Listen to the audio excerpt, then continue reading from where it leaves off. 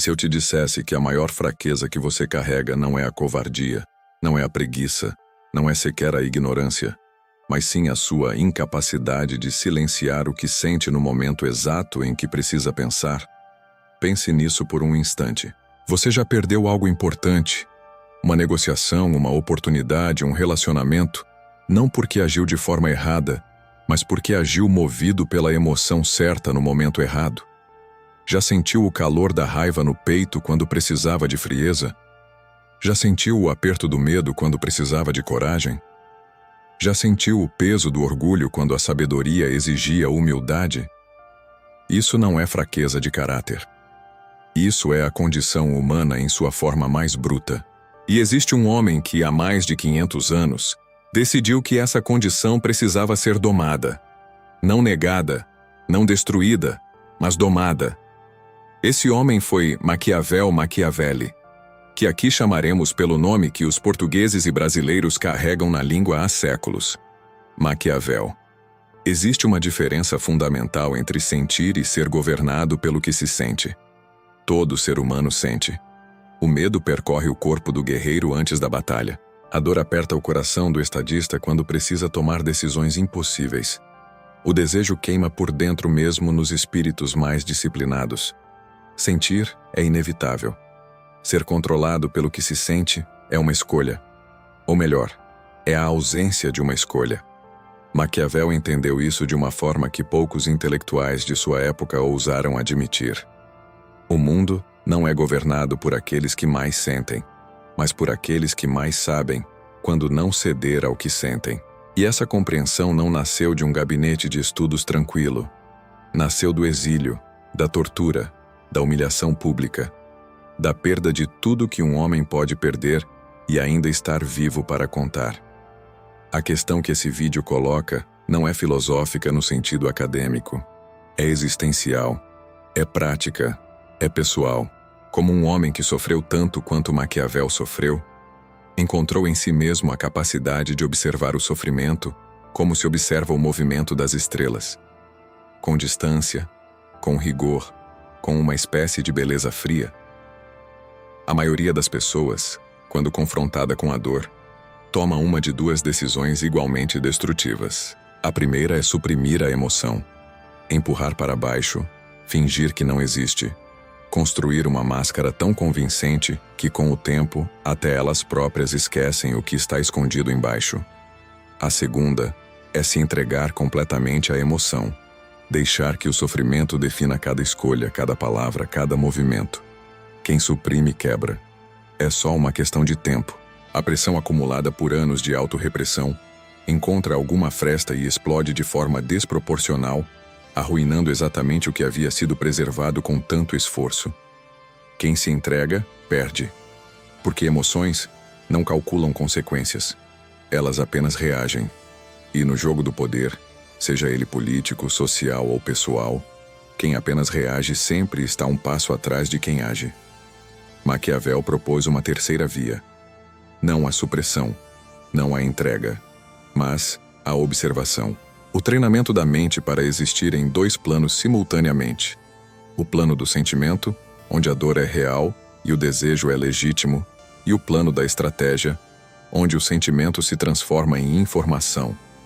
Um dado a ser analisado, não uma ordem a ser obedecida. Para entender o que Maquiavel fez consigo mesmo, é preciso primeiro entender o que foi feito com ele.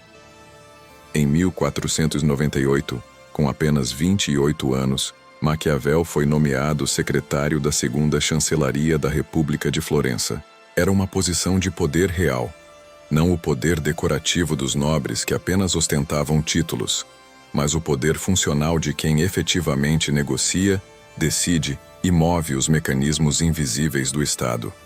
Por 14 anos, ele viajou como diplomata, observou os príncipes mais poderosos da Europa, negociou com papas, comandantes militares e tiranos. Ele não estudou o poder nos livros. Ele o tocou com as próprias mãos. Então, em 1512, tudo desmoronou. Os Médici voltaram ao poder em Florença. O governo republicano pelo qual Maquiavel havia trabalhado durante toda a sua vida adulta foi destruído.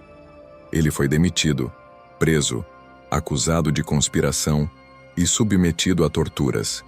Especificamente o estrapado, uma técnica que consistia em amarrar as mãos do prisioneiro atrás das costas e içá-lo pelo ar várias vezes, deslocando os ombros. Maquiavel suportou isso sem confessar nada, não porque fosse inumano, mas porque havia treinado sua mente para habitar um espaço onde a dor física não ditava as respostas da língua. Após ser solto, foi exilado para Sant'Andrea in Percussina, uma pequena propriedade rural longe da cidade que havia sido o centro de sua existência. Ali, aos 43 anos, sem cargo, sem poder, sem prestígio, desempregado na forma mais humilhante que um homem público pode experimentar, Maquiavel fez algo extraordinário. Ele escreveu O Príncipe. Mas o que poucos percebem é que O Príncipe não é apenas um manual de política. É, em sua essência mais profunda, o resultado de um homem que passou décadas observando a si mesmo, observando o mundo. É o produto de uma mente que aprendeu a usar o próprio sofrimento como laboratório. Existe um conceito que Maquiavel nunca nomeou diretamente, mas que perpassa toda a sua obra como uma corrente subterrânea: a dissociação estratégica. Não a dissociação patológica que a psicologia moderna associa ao trauma, o desligamento involuntário da realidade como mecanismo de sobrevivência, mas uma dissociação cultivada, deliberada, filosófica, a capacidade de observar a própria experiência com a mesma frieza que um cirurgião observa o corpo que está operando.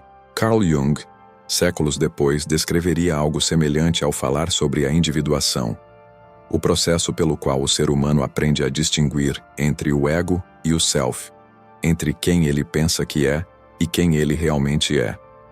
A psicologia junguiana entende que grande parte do sofrimento humano vem da identificação total com os conteúdos da mente. Os medos, os desejos, as memórias, as narrativas que construímos sobre nós mesmos. Quando nos tornamos idênticos a esses conteúdos, somos governados por eles sem perceber. Maquiavel fez isso de forma intuitiva, sem o vocabulário da psicologia moderna, mas com uma clareza prática que poucos teóricos alcançaram. Ele entendeu que havia uma diferença entre Maquiavel, o homem que sente, que sofre, que tem orgulho e vaidade e rancor e saudade, e o observador que habita dentro de Maquiavel, aquele que pode olhar para todas essas emoções e perguntar: isso me serve agora? Essa pergunta, isso me serve agora? É talvez a mais revolucionária que uma mente pode formular sobre si mesma. Ela não nega a emoção. Ela não a julga como fraqueza ou como pecado. Ela simplesmente a submete a um critério estratégico. E esse critério muda tudo. No capítulo 17 de O Príncipe, Maquiavel discute a questão que havia perturbado filósofos por séculos. É melhor ser amado ou temido? A resposta que ele dá é famosa. Mas o que é menos discutido é o raciocínio psicológico que a sustenta. Maquiavel argumenta que o amor é contingente, depende da vontade do outro, das circunstâncias, do interesse. O medo, quando bem administrado, cria uma obrigação que não depende da afetividade do outro. Ele não está dizendo que os sentimentos não existem. Está dizendo que construir poder sobre sentimentos alheios é construir sobre areia. E, implicitamente, está dizendo o mesmo sobre os próprios sentimentos. Não construa suas decisões sobre o que você sente. Construa sobre o que você sabe. Isso revela algo profundo sobre a psicologia de Maquiavel. Ele não era um homem frio no sentido popular, aquele que nunca amou, nunca desejou, nunca sentiu o peso do mundo sobre os ombros. Suas cartas pessoais mostram um homem capaz de humor, de afeto, de uma melancolia poética diante da própria decadência. Ele era profundamente humano. O que o distinguia não era a ausência de emoções, mas a recusa em deixar que as emoções exercessem autoridade sobre a razão estratégica. Imagine um enxadrista de nível Grandmaster em meio a uma partida decisiva. O adversário acaba de executar uma jogada devastadora, um sacrifício inesperado que ameaça destruir a estrutura inteira que havia sido construída com paciência ao longo de 30 movimentos. O tabuleiro mudou. A situação é grave. O enxadrista amador, nesse momento, sente o pânico, e o pânico pensa por ele. Ele reage impulsivamente, tenta salvar a peça mais valiosa, comete um erro que abre uma brecha ainda maior. A emoção tornou-se a jogada. O Grandmaster faz algo diferente. Ele sente o mesmo impacto. O sistema nervoso não distingue entre Grandmasters e amadores quando o perigo aparece. Mas ele desenvolveu uma capacidade que a maioria nunca treina. Ele consegue observar o próprio estado emocional sem ser arrastado por ele. Ele nota o pânico, reconhece sua presença, e então o coloca de lado como se fosse um ruído de fundo. Em seguida, começa a calcular. Maquiavel era esse Grandmaster. Mas o tabuleiro não era de madeira com peças de marfim. Era o jogo invisível do poder humano, onde as peças são pessoas, onde as regras mudam sem aviso, onde o adversário muitas vezes não tem rosto, e onde o maior inimigo está sempre sentado do mesmo lado que você, dentro da sua própria cabeça. A armadura que Maquiavel construiu para si não era feita de indiferença, era feita de perspectiva. E perspectiva, como toda armadura verdadeira, não impede que as flechas sejam disparadas. Ela apenas impede que penetrem fundo o suficiente para matar o que precisa permanecer vivo: a clareza. Como Maquiavel chegou a isso? Como qualquer pessoa pode chegar a isso? A primeira chave está na relação com a adversidade. Maquiavel não encarava o sofrimento como uma punição, nem como uma provação divina a ser suportada com resignação, nem como uma injustiça a ser lamentada. Ele o encarava como dados. Cada desastre era, em alguma medida, uma revelação sobre o funcionamento do poder, sobre a natureza humana, sobre os próprios erros de cálculo que haviam contribuído para o resultado. Isso não significa ausência de dor. Significa que a dor tinha um propósito além de si mesma. E quando a dor tem propósito, ela se transforma. Não desaparece, mas deixa de ser apenas sofrimento e se torna matéria-prima. Maquiavel usava o exílio para escrever. Usava a humilhação para entender os mecanismos da fortuna, aquele conceito central em sua filosofia que representa a força imprevisível dos acontecimentos externos, que governa aproximadamente metade de nossas vidas, segundo sua estimativa, enquanto a outra metade fica sujeita à virtude, a capacidade humana de agir com habilidade, coragem e inteligência. A segunda chave está na prática da observação sistemática. Maquiavel era um observador obsessivo, de si mesmo, dos outros, da história. Ele lia os clássicos não como exercício literário, mas como análise de caso. Ele observava os homens poderosos de sua época não com admiração nem com desprezo, mas com a curiosidade fria de um anatomista. Cada comportamento era um fenômeno a ser explicado. Cada decisão revelava uma lógica, mesmo quando essa lógica era a da irracionalidade. Essa prática de observação externa se tornava, inevitavelmente, uma prática de observação interna. Quem aprende a ver os outros com precisão, inevitavelmente começa a se ver com a mesma precisão. E ver a si mesmo com precisão, sem o filtro do ego, sem a distorção do desejo, é a base de toda inteligência estratégica. A terceira chave está no que poderíamos chamar de aceitação radical do real. Maquiavel é frequentemente acusado de cinismo, de ver o mundo como um lugar irredutivelmente cruel e de aconselhar a crueldade como resposta. Mas essa leitura é superficial. O que ele propunha não era a aceitação do mal como norma, mas a aceitação da realidade como ponto de partida, não como ela deveria ser, não como sonhamos que seja, mas como ela é, e a partir daí, agir. Essa distinção é crucial. A maioria das pessoas sofre não apenas pela realidade, mas pela distância entre a realidade e a versão da realidade que acredita merecer. Maquiavel havia eliminado essa distância, não porque havia desistido de desejar um mundo melhor. Suas obras políticas são fundamentalmente otimistas sobre o potencial humano de construir repúblicas virtuosas, mas porque havia aprendido que o desejo por um mundo diferente não pode contaminar a percepção do mundo que existe. Schopenhauer 2 séculos depois, diria que o sofrimento humano nasce fundamentalmente da vontade, do desejo insaciável que nos projeta constantemente em direção a um futuro imaginado e nos afasta da única realidade que existe, que é o presente. Maquiavel chegou a uma conclusão prática semelhante por um caminho diferente. Quem vive no passado que perdeu ou no futuro que deseja é um estrategista cego. O único campo de batalha que existe é agora. Há um elemento na psicologia de Maquiavel que poucos ousam discutir abertamente porque toca em algo desconfortável. Ele não temia sua própria sombra. Carl Jung chamaria isso de integração da sombra. O processo pelo qual o indivíduo reconhece e incorpora os aspectos de si mesmo que a educação, a moral e a sociedade ensinaram a esconder. O homem que nega sua capacidade de crueldade é paradoxalmente mais perigoso do que aquele que a reconhece, porque age cruelmente sem perceber, movido por forças que não controla porque se recusou a conhecer. Maquiavel conhecia sua sombra. Sabia que era capaz de cálculo frio, de manipulação estratégica, de recomendações que a moral convencional classificaria como malignas.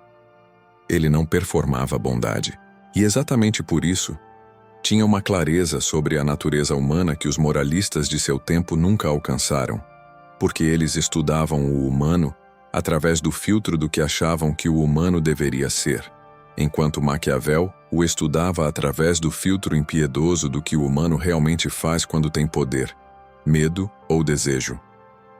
Isso não é um convite ao mal. É um convite ao autoconhecimento profundo. Conhecer sua sombra não significa liberá-la sem critério. Significa ter autoridade sobre ela. E ter autoridade sobre a própria sombra é ter autoridade sobre o próprio comportamento de uma forma que nenhuma moralidade superficial jamais alcança. Maquiavel não nasceu frio. Tornou-se preciso. Essa é a distinção que separa a filosofia viva da ficção que vendemos para nós mesmos quando fantasiamos sobre poder. A frieza que admiramos em certos espíritos não é ausência de sentimento, é o resultado de um longo e doloroso processo de educação interior. O processo de aprender a habitar a própria mente como um espaço estratégico, em vez de habitar os próprios sentimentos como uma prisão. Você sentirá raiva, sentirá medo, sentirá o desejo de reagir, de se vingar, de provar algo, de ser reconhecido, de amar e ser amado. Tudo isso é humano, tudo isso é legítimo. Mas existe uma pergunta que pode mudar completamente a trajetória de qualquer situação em que você se encontre. Isso que estou sentindo agora está me servindo ou me governando? Maquiavel passou anos no exílio, com os ombros machucados pela tortura, com o orgulho esmagado pela humilhação, vendo o mundo que havia ajudado a construir desmoronar. E nesse silêncio forçado, longe do poder e do prestígio, ele fez o que só os espíritos mais extraordinários conseguem. Transformou o exílio em escola, transformou a derrota em análise, transformou a dor em o príncipe. A pergunta não é se você vai sofrer. Você vai. A pergunta é o que você vai construir com o que aprender dentro do sofrimento. E isso, apenas isso, está inteiramente nas suas mãos. O mundo pertence a quem aprende a pensar quando todos ao redor apenas sentem. Se você quer continuar explorando as estratégias invisíveis que moldam o comportamento humano, o poder, a psicologia, a filosofia que ninguém ensina nas escolas, inscreva-se no canal Mente de Rapina. Aqui, cada vídeo é uma dissecação, não do mundo, de você mesmo.